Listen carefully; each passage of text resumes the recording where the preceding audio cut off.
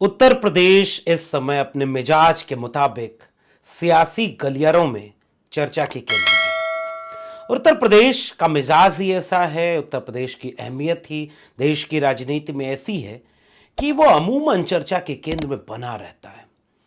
चाहे राजनीति का विमर्श, राजनीति के मुद्दे, नैरेटिव जो भी सेट करना हो, बिना उत्तर प्रदेश के मामला बनता नहीं है। सत्ताधारी दल तो पूरी तरह से इस समय उत्तर प्रदेश में हो चुका है। सब कुछ यूपी में हो रहा है, और सब कुछ यूपी में भी नहीं कहें, एक जगह पर हो रहा है, क्योंकि वो उनका ड्रीम प्रोजेक्ट रहा। सियासत है, किसी और लिबास में भले है, लेकिन है तो सियासत। तो सब कुछ उत्तर प्रदेश में इस समय हो रहा है, और उत्तर प्रदेश 80 सीटों के साथ लोकसभा की सबसे बड़ी जमीन ऐसी है, इसलिए उसकी हर एक छोटी से बड़ी घटना पर हमारी नजर रहती है।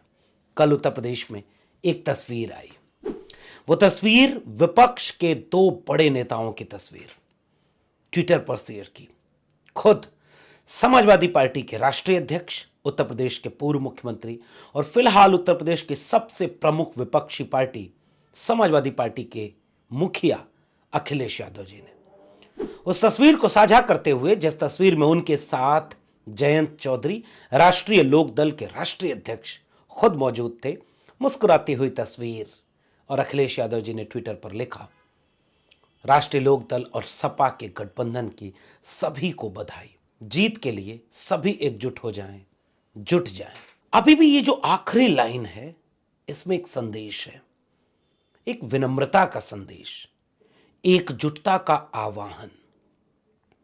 जो भी देश को बचाना चाहता है, जो भी संविधान को बचाना चाहता है, जो भी इस देश में चाहता है कि सत्ता में बदलाव आए, किसान, मजदूर, वंचित, शोषित मजदूर, पीडीए, उनकी बात करे, जो चाहता है कि इस देश में न्याय, समता, बंधुता वाला संविधान बचा रहे, एकजुट हो जाओ। मैं इसको इस तरह से पढ़ने की कोशिश कर रहा हूं कि अखिलेश यादव जी ने एक इशारा किया है, सब एकजुट हो जाएं, जुट जाएं। और वाकई इस समय बिल्कुल नहीं है। मैं फिर से पिछली कई बार से मैं लगातार इस बात का आह्वान कर रहा हूं, और जो मेरी जिम्मेदारी है, छोटी सी जिम्मेदारी, हम लोगों की छोटी सी एक भूमिका, पता नहीं इतने बड़े राजनीतिक फलक में हमारी बात कहां तक पहुंचेगी, मगर पिछली वीडियो में मैंने आपसे एक अपील की थी ना, अगर आप भी चाहते हैं, आप पीडीए के लोग हैं, उत्तर प्रदेश के हैं, आप अपनी अहमियत को समझते हैं, आज की तारीख में गुजरात के बाद बीजेपी और आरएसएस अगर सबसे मजबूत कहीं होता दिख रहा है तो वो उत्तर प्रदेश है। और अन्याय, अत्याचार सबसे ज्यादा किनके ऊपर हो रहा है, ये मुझसे बेहतर आप उत्तर प्रदेश के लोग जानते हैं, और देश के लोग भी, जो संविधान, न्याय, समता में यकीन रखते हैं। उनकी भी एक छोटी सी जिम्मेदारी होनी चाहिए कि वह भी सबको एकजुट करने की कोशिश करें। अखिलेश यादव जी ने अपने ट्विटर पर, अपने एक्स अकाउंट पर लिखा ना कि जीत के लिए सभी एकजुट हो जाएं। मैं इसी के लिए आपसे भी गुजारिश करता हूं, जितने भी लोग पीडीए वाले हैं, पिछड़ा, दलित, अल्पसंख्यक, आधी आबादी, प्रगतिशील लोग, संविधान को मानने वाले लोग, किसान, कमेरा, सब लोग एक खत लिखो, एक चिट्ठी लिखो। आप चाहे सोशल मीडिया पर लिखो, चाहे आप पोस्ट कार्ड पर लिखें, चाहे अखबार में लिख कर दें, चाहे गांव में जाकर दें, चाहे उन नेताओं से मिलकर कहें, और उत्तर प्रदेश के सभी नेताओं को जो संविधान की बात करना चाहते हैं, जाति जनगणना चाहते हैं, न्याय समता चाहते हैं, उनसे एक गुजारिश करिए, एक लाइन लिखिए कि आप एकजुट हो जाओ, अभी भी मौका है। वरना यह एक ऐतिहासिक लम्हा है, और इसको कोई माफ नहीं करेगा कि जब सब कुछ दांव पर था तो हमारे नेता कहां खड़े थे। आप सबसे कहिए दूसरी लाइन में कि अपनी नाक छोटी कर लें, दिल बड़ा कर लें। ये वक्त, ये मौका अपनी पार्टी, अपना संगठन, अपना झंडा, अपना बैनर बचाने से ज्यादा अपने देश और संविधान को बचाने का है। आज के वक्त जो भी उस गुनाह में शामिल है, पीढ़ियां उसे माफ नहीं करेंगी, क्योंकि आने वाला वक्त आपसे हिसाब मांगेगा कि जब आपकी जिम्मेदारी एकजुट हो जाने की थी तो आप क्या कर रहे थे। और खासकर नेताओं से इसलिए कह रहा हूं क्योंकि अभी वह वक्त नहीं है कि आप समाज को जाकर जागरूक कर पाएंगे, संगठन बना पाएंगे। आप नेताओं से कहिए कि आपके साथ जनता खड़ी है, नेताओं पर दबाव बनाइए। और जो विनम्रता भी आदरणीय अखिलेश यादव जी ने दिखाई कि सभी एकजुट हो जाएं जीत के लिए, अभी पूरा रास्ता खुला है। और जितने भी लोग मैं इशारा कर रहा हूं उन सब से आप भी ये गुजारिश करिए कि वो भी आए और एकजुट हो जाएं। बसपा प्रमुख आदरणीय मायावती जी, मैं बार बार एक अपील, जो मेरी तरफ से एक हो सकती है अपील, मैं उस अपील के लिए भी बार बार आपसे ये कहना चाहता हूं कि वक्त बहुत मुश्किल है, बाकी चीजों के लिए बहुत वक्त है। हम लड़ लेंगे आपस में, तमाम फैसले हम बाद में कर लेंगे, अतीत की गलतियों का हिसाब भी कर लेंगे, मगर तब जब बचेंगे कल। ये एक गुजारिश इस ट्विटर के साथ, तो फिर हम आगे बढ़ते हैं और उत्तर प्रदेश में जो हो रहा है उसकी कहानी आपसे साझा करते हैं। तो जयंत चौधरी की राष्ट्रीय लोक दल को समाजवादी पार्टी, जो अभी जो गठबंधन का स्वरूप है, जितना अभी चल रहा है, बाद में क्या होगा, चीजें बदल जाएंगी, वो अभी आने वाले वक्त में तय होगा। लेकिन फिलहाल अभी गठबंधन का यह स्वरूप बन रहा है कि समाजवादी पार्टी और कांग्रेस पार्टी की तरफ से दो बार की बातचीत सीट बंटवारे को लेकर हो चुकी है।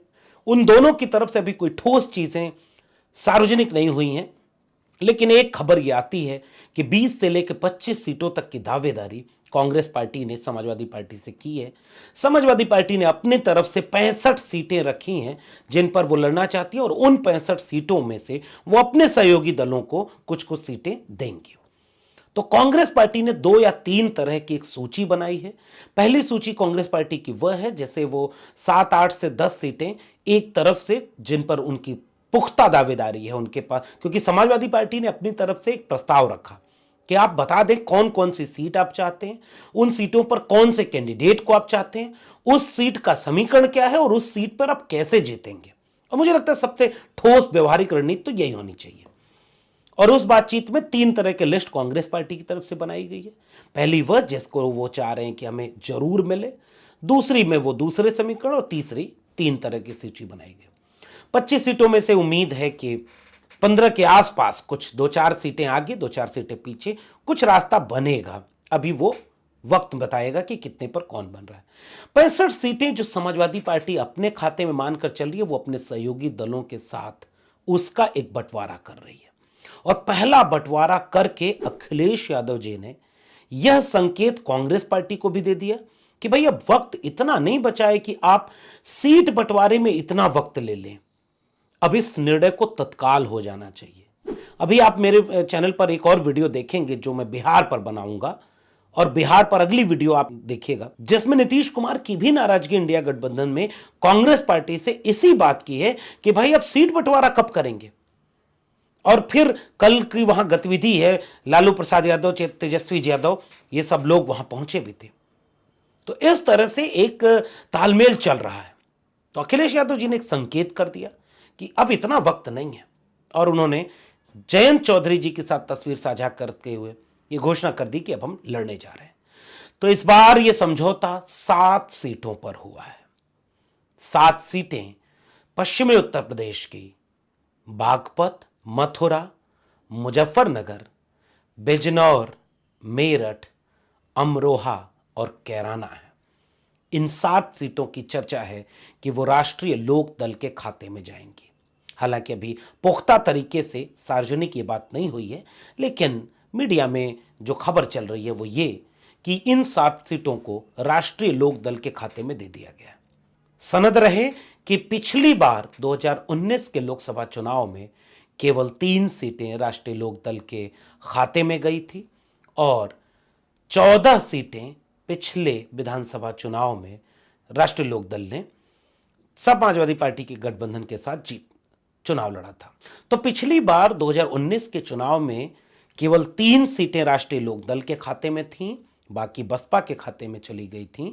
लेकिन इस बार 7 सीटें राष्ट्रीय लोक दल को देने का पूरा संकेत मिल रहा है।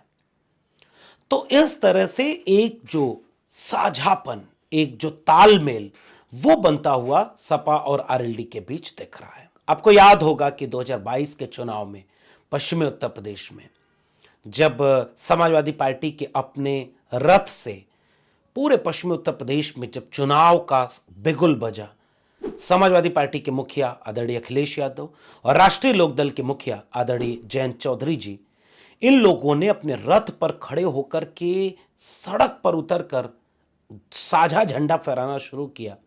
फिजा बदल गई थी। किसान आंदोलन उफान पर था। चारों तरफ ऐसा माहौल था कि बीजेपी साफ। मगर अमित शाह ने कुछ जाट नेताओं की बैठक की, अंदर अंदर कुछ हुआ और वो ऐसा हुआ कि पश्चिमी उत्तर प्रदेश में ये गठबंधन कुछ कमजोर पड़ गया। लेकिन उसके बाद से लगातार जयंत चौधरी और उनकी पार्टी पश्चिमी उत्तर प्रदेश में मजबूती से काम कर रही है। अब मैं वो 3 सूत्र बताना चाह रहा हूं जिसकी वजह से राष्ट्रीय लोकदल और समाजवादी पार्टी का गठबंधन कुछ बेहतर कर सकता है। और वो चुनौती इनके सामने क्या आएगी जो इनको डील करनी है, जो इनको निपटानी है, उस चुनौती पर भी बात करेंगे। तो सबसे पहला समीकरण क्या है पश्चिम उत्तर प्रदेश का? पश्चिम उत्तर प्रदेश में जाट लीडरशिप एक जमाने में बहुत ताकतवर रही।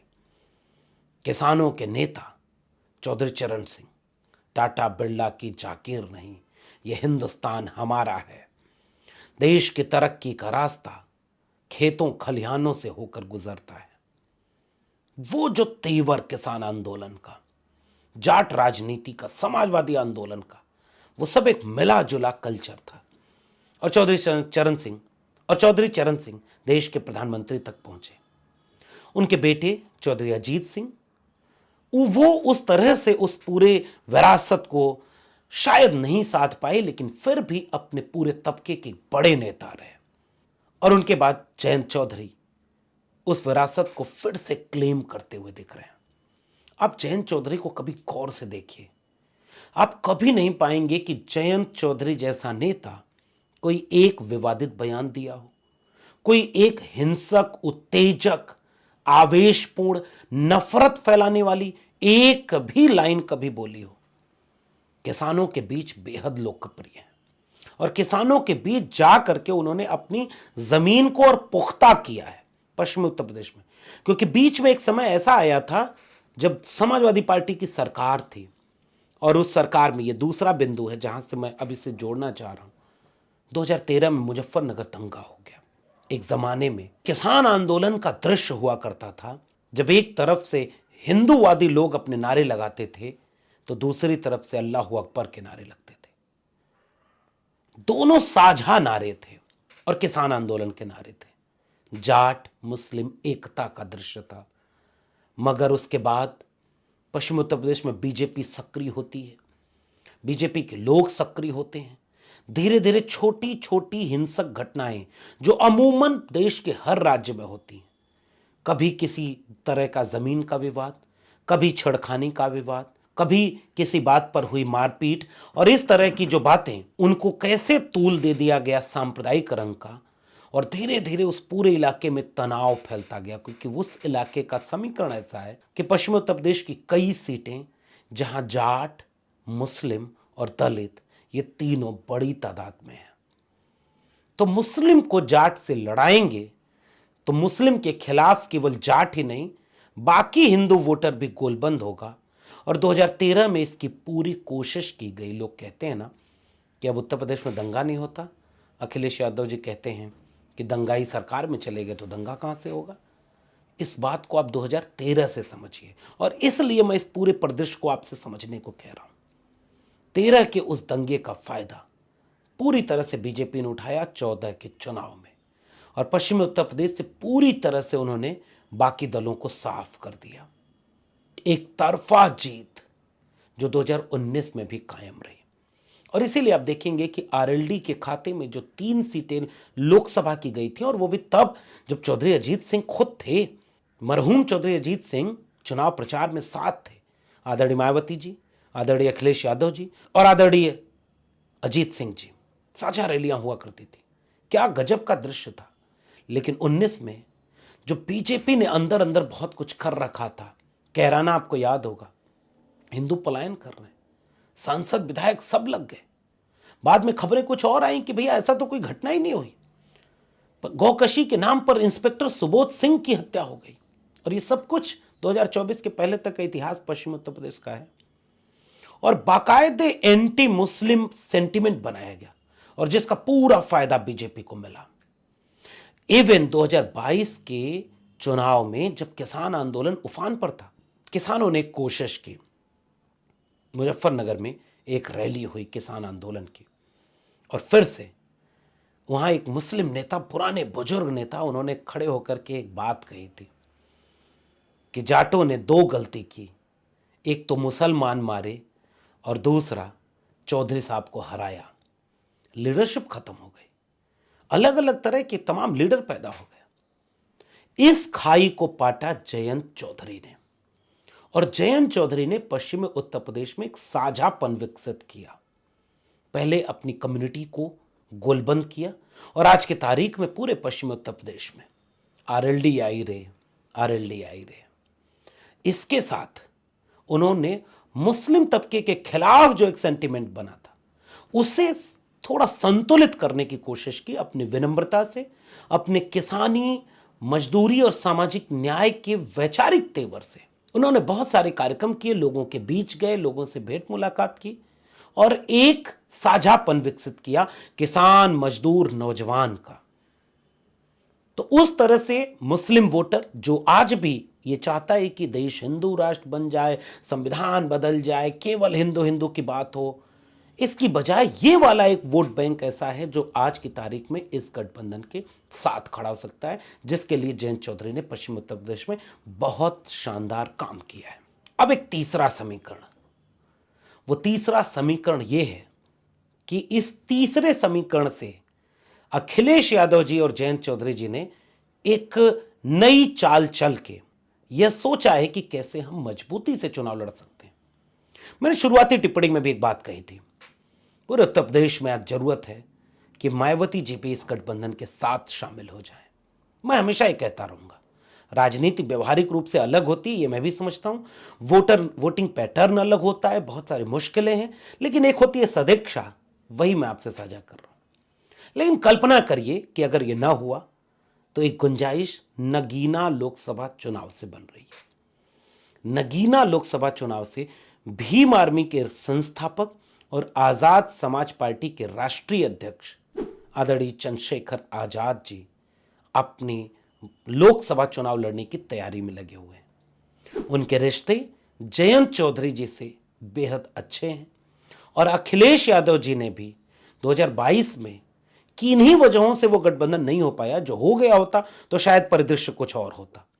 अखिलेश यादव, जयंत चौधरी और चंद्रशेखर आजाद, ये एक ऐसा समीकरण बनेगा जो पश्चिमी उत्तर प्रदेश में किसान के नाम पर गोलबंद वोट के साथ Jat community, Muslim community, OBC की कई और तमाम वे जातियां जो सामाजिक न्याय में यकीन रखती हैं, संविधान में यकीन रखती हैं, उनके साथ भीम आर्मी के चंद्रशेखर आजाद का आना दलित समाज के एक बड़े हिस्से को इस बात के लिए प्रेरित कर सकता है कि क्यों ना संविधान बचाने के लिए इस बार कुछ ऐसा करें कि जो बीजेपी को रोक सकता है उस सीट पर, उस जगह पर उसे मजबूती से वोट दें।